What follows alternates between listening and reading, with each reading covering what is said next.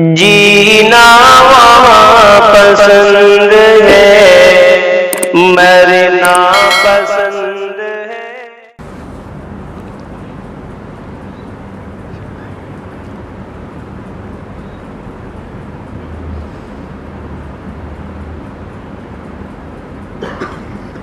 نحمده ونصلي على رسوله الكريم وعلى آله وأصحابه أجمعين۔ قال النبي صلى الله عليه وسلم: اتق الله حيثما كنت وأتبع السيئة الحسنة تمحها وخالق الناس بخلق حسن، أو كما قال عليه الصلاة والسلام۔ دوستو، بزرگوں اور عزیزوں، نبی اکرم صلی اللہ علیہ وسلم کی طبیب روحانی بنا کے بھیجے گئے تھے۔ قرآن خوب کہتا ہے وَذَرُوا ظَاهِرَ الْإِثْمِ وَبَاطِنَهُ، ظاہری گناہوں کو چھوڑو اور باطنی گناہوں کو چھوڑو۔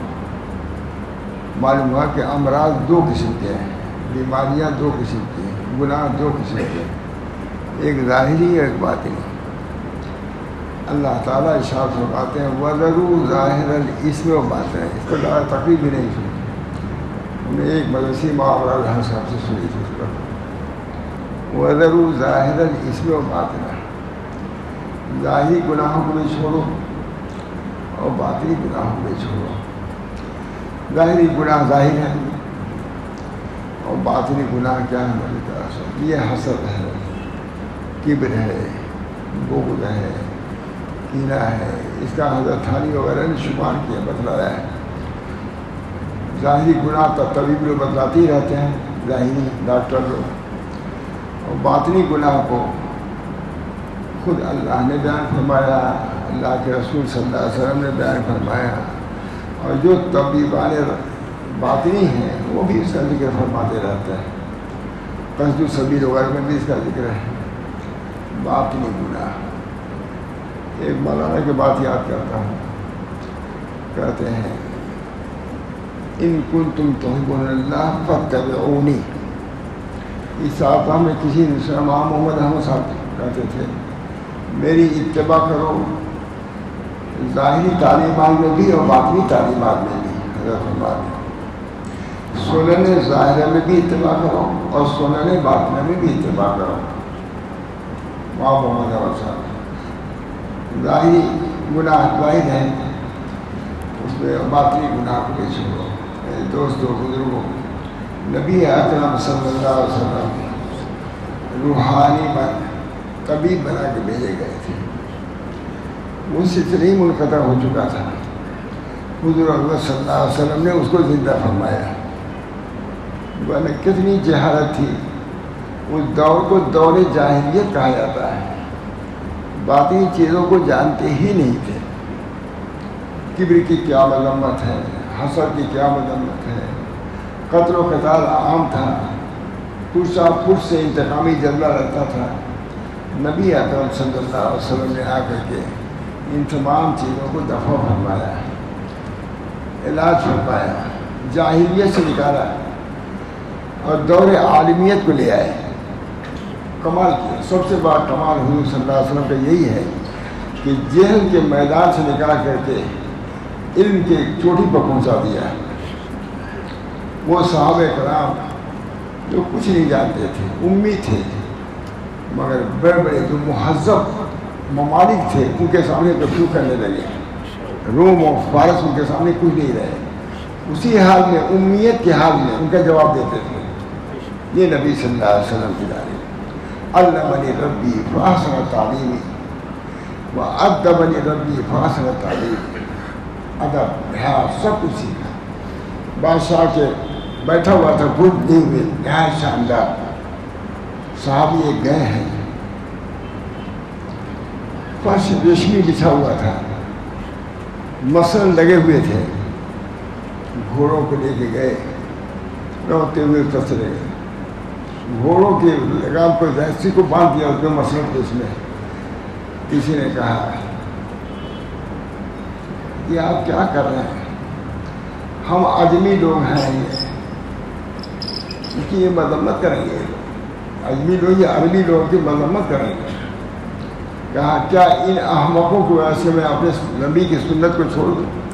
نہانا رسول اللہ صلی اللہ علیہ وسلم کی حریق بدیباج، ہم کو حضور صلی اللہ علیہ وسلم نے ریشم کے پہننے سے اور دیباج کے پہننے سے منع کیا ہے، استعمال ہم نہیں کریں گے.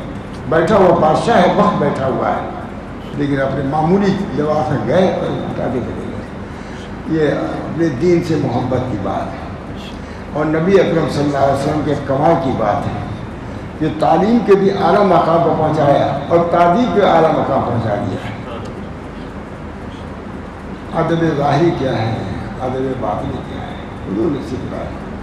ہمارے حضرت ایک عجیب بات کہتے تھے، الطہور الشفیع امام ترمذی میں ہے، اس پر جو تقریر کرتے تھے فرماتے تھے کہ نبی اکرم صلی اللہ علیہ وسلم نے آ کر کے دنیا کو پاک کر دیا. اگر حضور اقدس صلی اللہ علیہ وسلم نہ آتے تو دنیا طہارت کو سمجھ بھی نہیں سکتی تھی. طہارت کیا تھی؟ جسمانی طہارت کو فرما رہے، باطنی نہیں، جسمانی طہارت بھی نہیں سمجھ سکتے. تو ایسا اب بھی ایسا ہے، انہوں نے کہا طہارت کا کوئی درجہ ہی نہیں ہے. نبی اکرم صلی اللہ علیہ وسلم نے ظاہری طہارت کو بھی سکھایا ہے اور باطنی قلبی. ظاہری طہارت کیا ہے، پیشاب کا کیا ہے، یہ کیا ہے، سب پوری تعلیم دیا ہے. اور باطنی طہارت یہ ہے کہ کینہ نہ رکھو. فرمایا رسول اللہ صلی اللہ علیہ وسلم نے، یا بنیہ، اے میرے بیٹو، اگر تم چاہتے ہو، یا بنیہ، اگر تم یہ کرو کہ تمہارے دل میں کسی کی طرف سے کینہ نہ ہو تو ایسا کرو، ہے کہ نہیں؟ صبح کرو اس حال میں کہ تمہارے دل میں کسی کی طرف کینہ نہ ہو تو کرو. شام کرو اس حال میں کہ تمہاری طرف سے کوئی کینہ نہیں تو ایسا کرو. ذالک سنتی، یہ میری سنت ہے. معلوم ہوا اس سے استدلال کرتے تھے کہ سنت کا اطلاق صرف ظاہری افعال پر نہیں ہوتا، باطنی افعال پر ہوتا ہے، کیونکہ کینہ باطنی فعل ہے، اس کی اصطلاح کی حضور نے یہ فرمایا، اے میرے بیٹو. ظاہری طہارت اس پانی سے حاصل ہوتی ہے اور باطنی طہارت نبی اکرم صلی اللہ علیہ وسلم کے تعلیم سے ہوتی ہے. باطنی طہارت اللہ بخاری امام المحدثین کوئی حدیث لکھنا رہتا تھا، وضو بطور غسل تک کرتے تھے، 2 رکعت نماز پڑھتے تھے، تب لکھتے تھے. بہت سے محدثین تھے، مولانا تقی الدین صاحب نے بہت بھڑا ہوا تھا. میں نے یہ بیان کیا، کہا کوئی نئی بات نہیں ہے، لیکن پسند کیا ان لوگوں نے. میں نے کہا کہ 2 طہارت کی ضرورت ہے. حضور نے اشارہ کیا کہ اگر تم ظاہری طہارت چاہتے ہو تو وضو اور غسل کا اہتمام کرو، اور باطنی طہارت چاہتے ہو تو نماز کا اہتمام کرو. غسل سے ظاہری طہارت حاصل ہوئی اور نماز سے باطنی طہارت حاصل ہوئی. اللہ تعالیٰ ہم سب لوگوں کو اپنے نبی کی تعلیم پر عمل کرنے کی توفیق. بڑی برکت ہے مولانا، بہت برکت ہے، اس تعلیم میں بہت برکت ہے. مصری عالم لکھتا ہے کہ تم میں اپنے نبی کے تعلیمات میں، ان کے تعلیمات میں کون سی کمی پائے کہ دوسرے کی تعلیم کو لے رہے ہو. مصری عالم لکھ رہا ہے. ہمارے حضرت اس پر بہت بڑھ جاتا تھا اسی صورت پر، چاہے مصری کا ہے یا شامی کا ہے. ایک مصری عالم لکھ رہا ہے کہ اس تہذیب و تمدن میں جس نے نبی کریم صلی اللہ علیہ وسلم نے جس کی ہم کو تعلیم دی ہے، کون سی کمی تم کو نظر آئی کہ تم دوسروں کے تہذیب و تمدن کو اختیار کر رہے ہو. بہرحال نبی اکرم صلی اللہ علیہ وسلم نے ظاہری طہارت بھی انہوں نے سکھائی اور باطنی طہارت جو کوئی سوال ہی نہیں، نامی نہیں جانتے یہ لوگ کیا جانے، جنگلی لوگ. بہرحال نبی صلی اللہ علیہ وسلم نے وَذَرُوا ظَاهِرَ الْإِثْمِ، ظاہری گناہ کو بھی چھوڑو اور باطنی گناہ کو بھی. وہ کیا ہے؟ دیکھو یہ تفسیر حسد ہے، کبر ہے.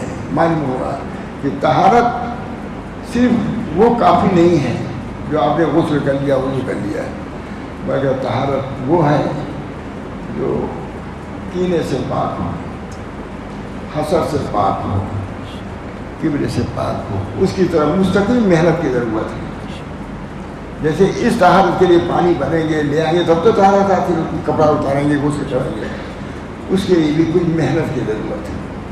علماء نے لکھا ہے کہ اس کے لیے کچھ تھوڑی جاپوسانی کی ضرورت ہے. کچھ کرو گے تو وہ طہارت بھی حاصل ہو جائے گی. ابھی ہم نے غسل کیا ہوگی تھا, اگر اس کے لیے بھی اگر ہم ارادہ کریں گے تو اللہ تعالیٰ ہماری مدد فرمائے گا. اللہ تعالیٰ ہی نے جب ایک حکم نازل فرمایا اور دین آسان ہے تو دین کے آسانی کے وجہ سے اور اسباب مہیا کیے. اللہ تعالیٰ نے باطنی طہارت کے لیے اسباب مہیا کیے. لکھا ہے شاہ صاحب نے, ایک استطاعت ممکنہ ہے, ایک استطاعت میسرہ ہے. ہر شخص کے اندر اللہ تعالیٰ نے داعیہ اور جذبہ بلکہ صلاحیت پیدا کیا ہے کہ وہ اصلاح کرے اپنے. جیسے ظاہر کی ویسے ہر شخص کے اندر یہ صلاحیت ہے. جب اللہ نے فرمایا وَذَرُوا ظَاهِرَ اس میں باطنہ, معلوم جیسے ظاہری گناہوں کے چھوڑنے کی استطاعت ہے اسی طرح سے باطنی گناہ دونوں کو ساتھ کہا ہے. یہ نہیں کہا کہ کچھ دنوں تک کہیں رہو تو اس کے بعد جنگل میں تب حاصل ہوگا. اسی حالت میں ظاہری طہارت بھی حاصل ہوتی ہے اور باطنی طہارت بھی حاصل ہو سکتی ہے. وَذَرُوا ظَاهِرَ اس میں باطنہ تو قوت ممکنہ استطاعت ممکنہ ہر شخص کے اندر صلاحیت ہے کہ اللہ تعالیٰ سے تعلق پیدا کرے, اپنی اصلاح کرے. موقع ہے آپ کہیں بہت مختصر, اب کیا کہیں تھوڑی سی بات ہے. حضرت بابا محمد احمد صاحب جونپور میں تھے, سردی بہت زیادہ تھی تو ہوا کہ بھائی گرمی حاصل کیا جائے تو لوگ کوئلہ لے آئے, ادھر سے لے آ کر کے کوئلہ لے آئے. اس کے بعد ایک آدمی نے آگ لگا دیا. اب کوئلہ تھوڑی رہا, اب تو شعلہ ہو گیا, روشنی دینے والا, گرمانے والا بھی ہے. ظاہری علم تو گرما دیتا ہے اور باطنی علم شعلہ بن رہا ہے. بہرحال وہ کیا ہوا, وہ کوئلہ کیا ہو گیا, شعلہ بن گیا. گرمی بھی اسے حاصل کی جانے لگی, سردی ختم ہو گئی اور گرمی بھی حاصل ہوگی اس سے, باطنی گرمی. فرمایا بہت علماء تھے بیان کرتے تھے بہت خاص انداز سے. کہا میں نے کہا دیکھا آپ نے اس کوئلے کے اندر, آپ کو معلوم تھی کہ یہ صلاحیت ہے, لیکن اللہ نے اس کے اندر صلاحیت رکھی ہے کہ تھوڑی سی حرکت دینے کی اس کو ضرورت ہے. جب کوئلے کے اندر صلاحیت ہے کہ وہ روشنی بخشے, گرمی بخشے, تو انسان کے قلب کے اندر یہ صفات نہیں ہے, بس اس کو گرمانے کی ضرورت ہے. اسی وجہ سے شاہ صاحب نے لکھا ہے استطاعت ممکنہ سب کے اندر ہے, لیکن ایک استطاعت مؤثرہ ہے وہ صحبت صالحین ہے. حرکت دینے کی ضرورت تھی. اسی کوئلے میں کیا ہے, ایک گرمی نکلی, روشنی نکلی. اسی طریقے سے ہر آدمی کے قلب کو اللہ نے صلاحیت دی ہے کہ اس سے کام لیا جا سکے, روشنی کا بھی اور گرمی کا بھی. ان بنا پر دوستو بزرگوں, اللہ تعالیٰ نے جب سبھی کے اندر صلاحیت ہے اس کے صحیح استطاعت ممکنہ, یہ شاہ صاحب لکھتے ہیں استطاعت ممثرہ صحبت صالحین. یا الذین آمنوا اتقوا اللہ وکونوا مع الصادقین. حضرت محمد بن غنی صاحب فرماتے تھے کہ اللہ تعالیٰ نے 2 جز کا نسخہ بھیجا ہے, تقوی اختیار کرو اور اس کے سہولت کے لیے صحبت صالحین اختیار کرو. بہت خاص ان کا مضمون تھا. بہرحال دوستو اللہ تعالیٰ نے ظاہری گناہ اور باطنی گناہ دونوں کا تو اس کے اصلاح کے لیے بھی فرمایا. جاہلیت کا دور تھا, بات یہ ہے ایسی جاہلیت تھی, پشت کا بدلا لیا جاتا تھا. اور ہمارے حضرت فرماتے تھے اتنے بدتمیز تھے کہ کبھی رنگ ڈھانپتے نہیں تھے, کھلی رکھتے تھے. انہیں اتنی بے شرمی تھی, یہ میں حضرت سے سنا ہوں کہ اتنی جہالت تھی, وہ اس چیز کو جھانکنے کی ضرورت ہی نہیں سمجھتے تھے, بالکل ننگ جھن رہتے. کوئی تہذیب ظاہری تھی اور نہ باطنی تھی. نبی اکرم صلی اللہ علیہ وسلم نے دونوں لباسوں سے مزین کر دیا, لباس ظاہرہ اور لباس باطنہ. طہارت ظاہرہ, طہارت باطنہ, سب پاک نبی اکرم صلی اللہ علیہ وسلم کی صحبت. آج ربیع الاول کا مہینہ ہے, اس کے مناسب انتظار ہے. ربیع شادابی لانے والا یہ مہینہ ہے, دنیاوی لحاظ سے بھی اور دینی لحاظ سے بھی. ایک باہر کا موسم آتا ہے, اسی طریقے سے یہ ربیع لہٰذا شہر فی الاسلام فضول ربیع فی ربیع فی ربیع. دوستو اللہ تعالیٰ ہم سب لوگوں کو نبی کریم صلی اللہ علیہ وسلم کی تعلیمات سے ایسی تعلیمات جو جاہلوں کو ان پڑھوں کو پڑھا ہوا بنا دیا، جاہلوں کو بالکل بد اخلاقوں کو خوش اخلاق بنا دیا، انک لعلی خلق عظیم کا پڑھ تو پورا ڈال دیا۔ وہی تو معلماً حضور نے فرمایا ہے، مالی حضور صلی اللہ علیہ وسلم کو تعلیمی سے شروع کیا، اقرا بسم ربک، تعلیم سے شروع کیا، اور یہ کہہ دیا کہ یہ تعلیم صرف علمی ظاہری نہیں ہے بلکہ ہم نے آپ کو خلق عظیم کو پیدا کیا، علوم بھی کامل اور اخلاق بھی کامل، انہی دونوں آدمی سے کمال ہوتا ہے۔ محض علم کافی نہیں ہے، اس علم کے ساتھ اگر میرے دوستو نفس کا تزکیہ ہے، نفس کی اصلاح ہے، اس کی درستگی ہے، یہ بات کمال ہے، علم نافع ہے۔ اللہ ہم سب کو ایسے علم سے نافع بدر ظاہر اس میں ظاہری گناہ کو بھی چھوڑ۔ آج امت کہاں جا رہی ہے؟ ہمارے جوان کدھر جا رہے ہیں؟ تصور بھی نہیں ان کو گناہوں کا، ان گناہوں کو یاد دہانی کی ضرورت ہے۔ علماء کہاں جا رہے ہیں؟ ذرا معصوم خواجہ محمد معصوم فرماتے ہیں، میں جوانان مجتہدان سے کہتا ہوں کہ اپنے تم زبی چیزوں کو، قیمتی چیزوں کو، یہ خسی چیزوں پر کیوں نچھاور کر رہے ہو؟ تمہارے پاس اللہ نے ایسی قوت دیا ہے کہ تم سب کچھ بن سکتے ہو، یہ تم نے جاہلوں کی صفات کو اختیار کرتے اپنے کو تباہ کر دیا۔ بہت اچھے انداز سے خواجہ محمد، میں اپنے جوانوں سے کہتا ہوں کہ اپنی نفیس چیزوں کو ایک رذیل چیزوں پر کیوں نچھاور کر رہے ہو؟ ان کو اللہ نے قوت دیا ہے، لیکن توجہ کی ضرورت ہے۔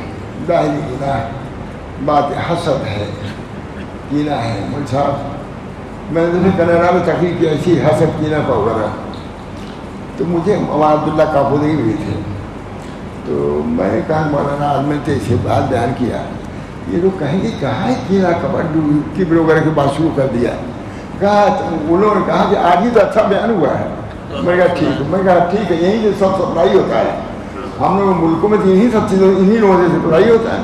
ٹھیک ہے، اچھا کیا بیان کر دیا مولانا عبداللہ کافوری۔ بہرحال اللہ تعالیٰ نے ہم کو ظاہری طہارت کا بھی حکم دیا ہے اور باطنی طہارت، اس کا بھی خیال رکھنا چاہیے۔ اللہ تعالیٰ ہم سب لوگوں کے قلوب کو صفائی سے مزین فرما دے۔ اللہم طہر قلبی عن غیرک، یہ عمدہ دعا مولانا۔ اللہم طہر، ماں صدیق صاحب نے پوچھا حضرت سے نصیحت، ماں صدیق صاحب نے حضرت نے یہی دعا بتائی، اللہم طہر قلبی عن غیرک ونور قلبی بنور معرفتی، یہی بڑا صدیق صاحب، اللہم طہر قلبی، اے اللہ ہمارے قلب کو اپنے غیر سے پاک رکھیے، ہمارے قلوب کو نور معرفت سے منور فرما دیے۔ نور اللہ تعالیٰ اپنے فضل و کرم سے ہم سب لوگوں کو نبی کی ظاہری تعلیم سے اور باطنی تعلیم سے فاتبعونی، کہ مطلب محمد صاحب نے بتایا تھا میں نے شروع میں، فاتبعونی فی السنن ظاہر، وہ کہتے تھے، حالانکہ عالم نہیں تھے لیکن یہ کہتے تھے، فاتبعونی، اتباع کرو، فی ظاہری سنن، فی سنن ظاہرہ و سنن باطنہ، سنن ظاہری سے بھی پاک کیجیے اور سنن باطنی سے قلوب کو منور فرمائیے۔ بچہ یہ باتیں بھی آنی چاہیے کہ نہیں، بیان ہونا چاہیے، ان کو چھوڑنا نہیں چاہیے مولوی لوگوں کو۔ یہ حضرت کی بات نقل کر رہا ہوں، صورت الدین چھوڑنا نہیں چاہیے، آپ چھوڑیں گے یہ تعلیم نصیب منسیہ ہو جائے گی۔ اس وجہ سے ہمارے ذمہ ظاہری ہے، ظاہری علوم کی اشاعت، اس کے ساتھ باطنی علوم کو بھی اور باطنی انوار کو بھی اس سے امت کو آگاہ کرتے رہنا چاہیے۔ سب کے اندر صلاحیت ہے، ہر آدمی اصلاح کر سکتا ہے، ہر وقت آدمی نے جب نسبت اللہ فرض ہے، خود ثابت در مختار لکھتے ہیں، جیسے نماز فرض ہے اسے اخلاص بھی فرض ہے در مختار میں دے دیے، جیسے ظاہری علوم ضرورت، جیسے باطنی علوم کی بھی ضرورت ہے معلوم کرنا ہے۔ اللہ تعالیٰ ہم سب لوگوں کو توفیق دے۔ مختصر میں کہہ دیا، ہم نے جو کچھ تھوڑا سا جو ذہن میں آیا کہہ دیا۔ اللہ تعالیٰ مجھے بھی عمل کی توفیق دے، میں لوگوں کو بھی اللہ تعالیٰ ہمارے قلوب کو اپنے نور سے منور فرما دے۔ اللهم طهر قلبي عن غيرك ونور قلبي بنور معرفتك. لا ترى توفيق. اللهم إني أسألك التوفيق لمحافظك من الأعمال وصدق التوكل عليك وحسن الظن بك. ربنا تقبل منا إنك أنت السميع العليم برحمتك يا أرحم الراحمين.